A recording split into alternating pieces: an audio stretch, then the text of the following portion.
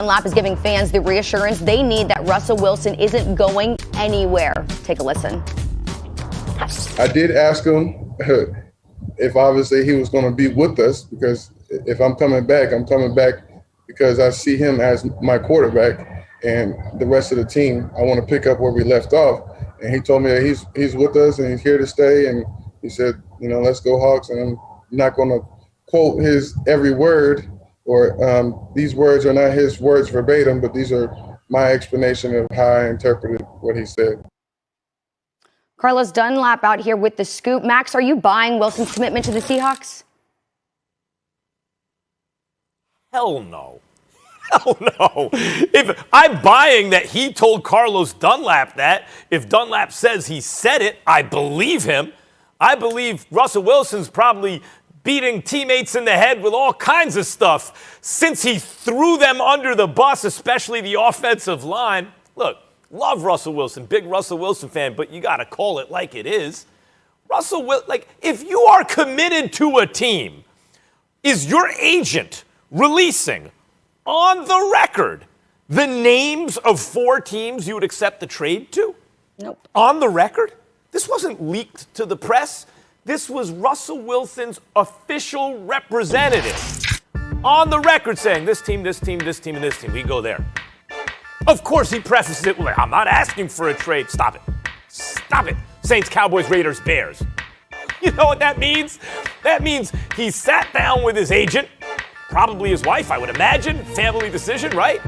And went over everything carefully. Rosters, cities, this, that, the other. Power in the organization, what it means for legacy, all these kind of business interests, competitive interests, and narrowed it down to 4 teams. There are 32 teams. They went over this team, no, that has a quarterback, and released it to the press. And now he's telling teammates, what is he supposed to say? He wasn't accommodated, right? The Bears tried, couldn't put together a package good enough. So he's there for right now. What are you supposed to tell your teammates? And Stephen A., I'm not even talking about the defensive players, who we also kind of threw under the bus, right? The defense isn't good enough, basically. The offensive line. Do you know the kind of conversations Russell Wilson has had to have since then with his teammates? I don't doubt his teammates that he's saying certain things then that are leading them to believe that. But Stephen A., if they could work out a trade to one of those 4 teams, you mean to tell me I'm supposed to believe he wouldn't okay it today? Then why release the names? Well, I don't think they're going to be able to work it out. That's number one. That's one of the biggest reasons I think Russell Wilson may have said what he said to Carlos Dunlap, number one. Number two, I think that it's entirely plausible that Russell Wilson's going to end up staying in Seattle because he's one of the gifted quarterbacks in the NFL. He's a future Hall of Famer, in case no one, we never really bring that up. He's a future Hall of Famer. The brother can play. 40 touchdowns, 13 interceptions last year, completed better than 68% of his passes. Max Kellerman, do you know that Russell Wilson was sacked 47 times last year? Do you know that over the last 3 years, he's been sacked 51, 48, and 47 times? Do you know that in his 9-year career, he's been sacked 394 times? Do you know that with the exception of his rookie year, he has never been sacked less than 41 times in a season? And that doesn't count the hits. And so when we take that into consideration, he got tired of being beat up and he called out the team because Pete Carroll clearly wasn't doing so. Pete Carroll wanted him to be that savior. Look, I got rid of the Legion of Boom. We've handed the franchise to you. You've gotten everything you wanted. That was Pete Carroll's mentality. And Russell Wilson's like, hell no, it ain't that simple. Because guess what? I still need to be protected before I do what I do. I can't be smothered and swamped and beat up all the damn time. He's got these trunks for legs, Max. He's short. He's not small. People who think Russell Wilson is small, you're not paying attention, or you need to get your eyes checked, okay? Because this dude right here, Diesel, for sure, yeah. he's a big dude. He's a big dude.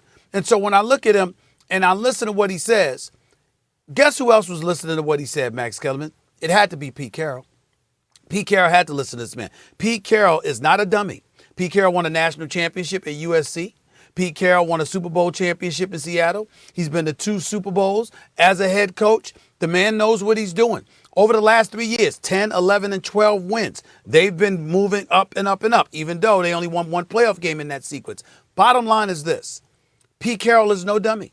And Pete Carroll heard Russell Wilson do something Russell Wilson has never done, which is call him out and basically said, look, I'm out of here if you're going to continue to act this way. I have no doubt that in the time span that Russell Wilson spoke and we talked about what his future prospects might be, Pete Carroll met up with him, probably apologized, is listening to him more, swears he is anyway, and as a result, that's what led to Russell Wilson saying to Carlos Dunlap, yo, I'm not going anywhere. Let's go Hawks. Because the coach is finally listening to his star quarterback and treating him with the respect and deference he deserves. Let me say that Russell Wilson was handed the keys. They did get rid of Legion of Boom, and that was smart because defensive players age out of their prime faster than quarterbacks. And so they made a commitment to the quarterback and paid him an enormous percentage of the cap back then. That means you have to play hero sometimes. Like, you got to carry more of the load, right? That's why I criticized Carson Wentz. You got paid like that. Now, oh, you have problems? Carry. You know, that's why you're getting paid like a franchise quarterback. And Russell Wilson has. One of the mistakes the team made was they felt like they could draft and get guys off practice squads or whatever, offensive linemen, and coach them up. And that was a mistake because the whole thing on the offensive line started falling apart when they traded Max Unger, right? Oh, there goes Jimmy Graham, a tight end who's really more like a receiver. We'll get him a big target.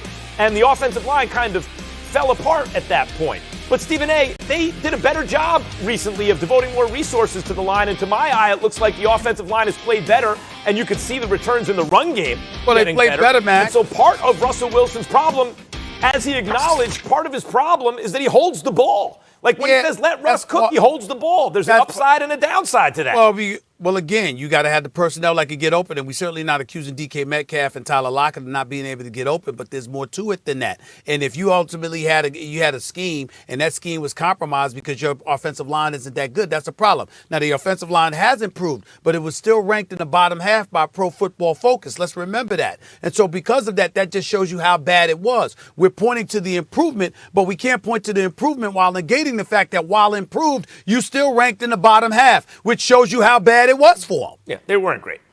Yeah, the Seahawks do not have a first-round pick. They gave it to the Jets for Jamal Adams, but it will be interesting to see what Wilson's effect is on their later picks. All right, guys, we got to wrap here, but we have more NFL to get to. We are going to Dallas because Jerry Jones is apparently infatuated with one player in the draft. Who could it be? And